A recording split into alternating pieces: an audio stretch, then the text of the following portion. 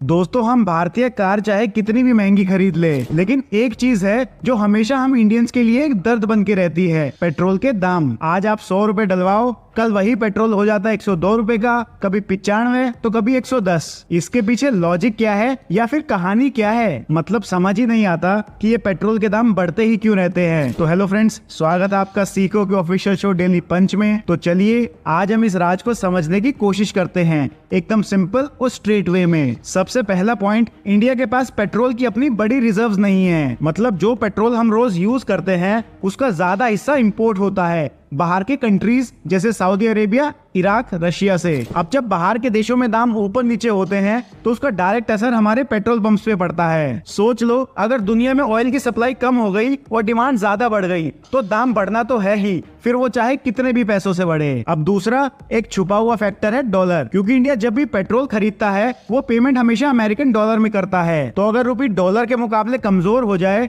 मतलब $1 खरीदने के लिए हमें ज्यादा रुपीस देने पड़े, तो पेट्रोल ऑटोमेटिकली महंगा हो जाता है। समझने के लिए ये समझो कि पेट्रोल का दाम सिर्फ तेल के दाम पे नहीं बल्कि करेंसी की ताकत पे भी डिपेंड करता है। अब सबसे बड़ा पॉइंट है जहां आम आदमी को नुकसान होता है, वो है टैक्स। इंडिया में पेट्रोल के एक्चुअल प्राइस और पंप पे मिलने वाले प्राइस में एक बहुत बड़ा अंतर होता है, क्योंकि सरकार उस तेल में लगाती है एक्साइज ड्यूटी, वैट और स्टेट टैक्सेस। सोच के देखो, अगर पेट्रोल का असली दाम 40-45 रुपए लीटर है तो टैक्सेस लगने के बाद वही पेट्रोल पंप पे 100 रुपए से ज्यादा तक पहुंच जाता है। और हर स्टेट में टैक्स अलग, इसलिए हर स्टेट में दाम अलग। एक और बड़ा रीजन है पूरी दुनिया की पॉलिटिक्स। अगर तेल निकालने वाले देश जैसे ओपेक यानी कि organization of petroleum exporting countries ने डिसाइड कर लिया कि सप्लाई कट करेंगे तो दाम तुरंत बढ़ जाता है। वॉर हो जाए, जैसे रशिया यूक्रेन वॉर हुआ था, तो ऑयल सप्लाई डिस्टर्ब हो जाती है और दाम शूट कर जाता है, और इसका डायरेक्ट इफेक्ट हम इंडियंस की पॉकेट पर पड़ता है। लास्ट पॉइंट सिंपल है, अगर डिमांड ज्यादा हो